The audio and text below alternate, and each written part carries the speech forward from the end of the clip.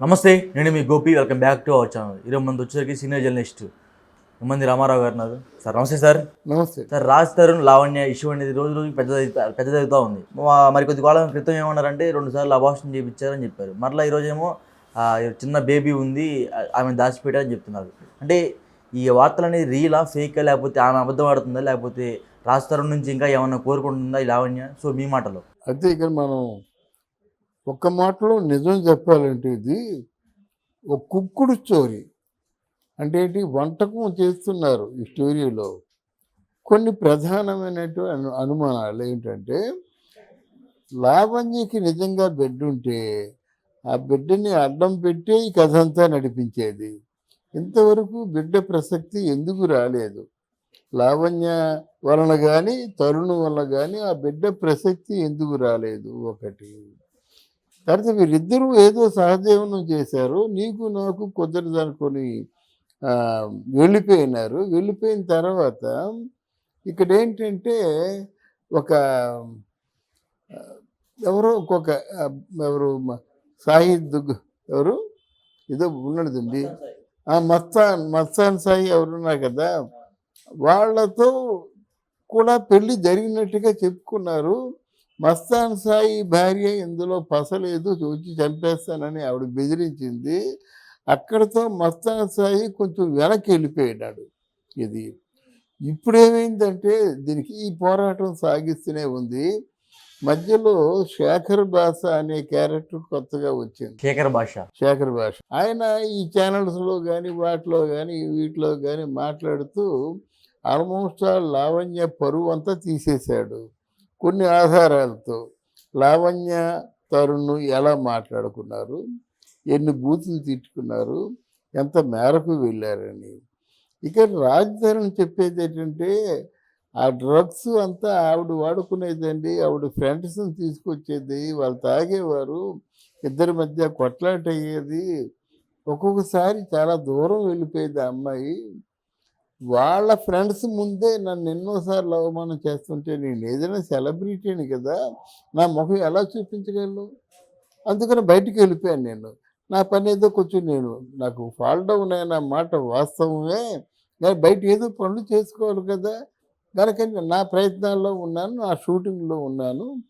సడన్గా మరి ఎందుకు ఈ విధంగా ఆవిడ నా మీద ప్లేట్ ఫిరాయిస్తుందో నాకు అర్థం కాదు. తర్వాత ఆవిడ దగ్గర ఉన్నాను, కరెక్టే, సహజీవనం చేశానని చెప్తున్నాను, పెళ్లి చేసుకోలేదు. కానీ ఇప్పుడేమో అడ్డం పెడుతుంది. నా జీవితం ఇంకా ఆవిడెవరు మాల్యా ఉంది కదా, ఆ మాల్యా మల్హోత్రా అనేటువంటి ఆ అమ్మాయితో నాకు ఫ్రెండ్ అన్నమాట నిజమే, కానీ ఇంకొక ఏ కొలిక్కి రాలేదు. ఒకసారి దెబ్బతిన్నాను, రెండోసారి చూసుకొని వివాహం చేసుకుందాం అన్న ఆలోచనతో ఉన్నాను. అది మాల్యా మల్హోత్రా కాకుండా చూస్తాను, నా మనసుకు నచ్చిన. ప్రస్తుతానికి ఏంటంటే షాకులో ఉన్నానని ఆయన నిష్పక్షపాతంగా చెప్తున్నాడు. ఈ శేఖర్ భాష అనేవాడు ఆధారాలతో ఛానల్స్లో మాట్లాడుతున్నాడు. అప్పుడు ఈవిడేముంటుంది, ఇవన్నీ విన్నాను నేను. లావణ్య ఏముంటుంది, మీ ఇద్దరు మొగుడు పిల్లలు కొట్టుకుంటాం, కొరుక్కుంటాం, నరుక్కుంటాం, తిట్టుకుంటాం, మధ్యలో మీరెవరు అంటుంది. మన ఆలోచన ఏంటంటే, కొట్టుకొని తిట్టుకొని నరుక్కునేటువంటి పరిస్థితి వస్తే ఒక సెలబ్రిటీ ఉండగలడా? ఉంటాడా? మీరు ప్రేమించుకున్న వాళ్ళు ప్రేమించుకొని మీరన్నట్టుగా పెళ్ళి కూడా చేసుకుందాం అనుకోండి, మీ ప్రేమను చూపించారు, కానీ ఆయన పూర్తిగా బదనాం చేసేసి అన్పాపులర్ చేసేసి ఆయన పరువు పీకి పందిరేసి నువ్వు సాధించింది ఏమిటి? ఒకవేళ ఆయన మీద నీకు ఏదైనా ఆలోచన ఉందనుకోండి, నీ జీవితం కూడా గడవాలి కదా. నువ్వేదో ఒక తప్పు జరిగినందుకు ఇంత అమౌంట్ ఇచ్చేస్తే నా జీవితం నేను చూసుకుంటానంటే ఆయన ఏదో విధంగా సెటిల్ చేస్తాడు. అలా కాకుండా నా రాజుతోటి నాకు కావాలంటే కావాలనుకున్న దాన్ని గొడవలు పెట్టవు కదా.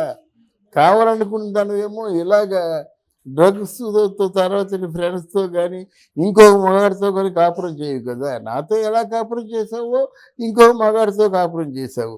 కాదంటే ఆ మగాడి పెళ్ళైన మగాడితో కాపురం చేసావు. నేను పెళ్ళి కానందువల్ల నన్ను బ్లాక్మెయిల్ చేస్తున్నావు. ఇది వాళ్ళ ఆర్గ్యుమెంట్ అన్నమాట. ఈ ఆర్గ్యుమెంట్లో ఈ మధ్యలో ఒక కరాటే కళ్యాణ్ వచ్చింది. ఆవిడ ఏమిటంటే ఆవిడ చాలా మంచిది. విజయనగరం అమ్మాయి మాట. ఈ మొత్తానికి ఏదో విధంగా న్యాయం చేసేద్దాం. తర్వాత ఏంటంటే తన గొంతు వినిపిద్దాం అన్నటువంటి ఆసక్తి ఉంది మాట. గొంతు వినిపించే ముందు వీళ్ళిద్దరి తాలూకు వాదనలు విని మనం కలగజేసుకోవచ్చో, కలగజేసుకోకూడదో అని అనుకోని ఆవిడ కూడా సెలబ్రిటీ కదా! చేస్తే బాగుంటుంది. ఇందులో ఆవిడ చెప్పిన మాట మీద ఆధారపడి వాదించడానికే వస్తుంది గానీ, ఆ ఉద్దేశం ఏంటో ఒక ఆడపిల్లకి అన్యాయం జరిగితే ఎలా బ్రతుకుతుంది అన్నది ఆవిడ వాదన. ఆవిడ యాంగిల్‌లో ఆవిడ కరెక్ట్ అయినప్పుడు కూడా అది మరి మరి ఎవరు ఈయనకి తరుణ్ రాజతరుణ్‌ని దెబ్బతీసింది కదా! ఇప్పుడు కూతురు పుట్టింది అనేది కొత్తగా వంటకం సాగించింది. ఎన్నో సార్లు అబార్షన్‌లు చేయించాడని చెప్పింది గానీ, అబార్షన్‌లయితే నిజం కావచ్చు. కూతురు పుట్టిందనే మాట మాత్రం అసలు ఫస్ట్ ఎలిగేషనే కూతురితో చేయాలి. ఇప్పుడు ఆ రమారమకు 1 మంత్ అయిపోతుంది. అలా కాకుండా కూతురినేమో అక్కడ అడ్డం పెట్టి ఈ ఎలిగేషన్ చేయడంలో ఆవిడ స్టాండ్ అవ్వదు. ఆ ఎలిగేషన్ స్టాండ్ అవ్వదు. రాతరును కూతురు ప్రసక్తి ఎత్తలేదు. ఈ లావణ్య మొదటి నుంచి కూడా వీళ్ళిద్దరి మధ్యన జరిగిన ఘర్షణనే ఫోకస్ చేస్తున్నారు గానీ, పసిబిడ్డ అన్యాయం అయిపోతుందంటే మన తాలూకు ఆలోచన కూడా వేరుగా ఉంటుంది. అయితే ఆధారపూర్వకంగా పసిబిడ్డ ఉన్నట్టు రుజువైతే మన ఆలోచన కూడా వేరవుతుంది కదా! ముందు ఆ బిడ్డ మాట ఏమిటని అడుగుతాం మనం. మరి ఏదో నిరిగించడం కోసం చేసేటువంటి ఆలోచన తప్ప ఇంకో ఆలోచన కాదు. ఇంకేదో ఛానల్‌లో వాళ్ళేదో రాజీ కుదురుద్దాం అనుకున్నారు. ఆ ఛానల్‌లోనే ఇద్దరు ఫోన్‌లో ఆవిడ, ఇక్కడేమో రాజతరుణ్ ఇద్దరు కూడా ఫోన్‌లోనే పోట్లాడుకున్నారు. నిన్న శేఖర్ భాషతో ఏదో ఆర్గ్యుమెంట్ ఉందన్నమాట. ఆవిడ వస్తామని చెప్పింది, రమ్మంటే లావణ్య రాలేదు. ఏంటి శేఖర్ భాషతో ఏం మాట్లాడతామండి? ఆడెవడు అసలు మధ్యలో రావడానికి అని చాలా గలభా జరిగింది. మధ్యలో శేఖర్ భాష బయటకొచ్చేసాడు. అవును. బయటకొచ్చి బయట సోఫాలో కూర్చుంటూ మాట్లాడాడు మాట.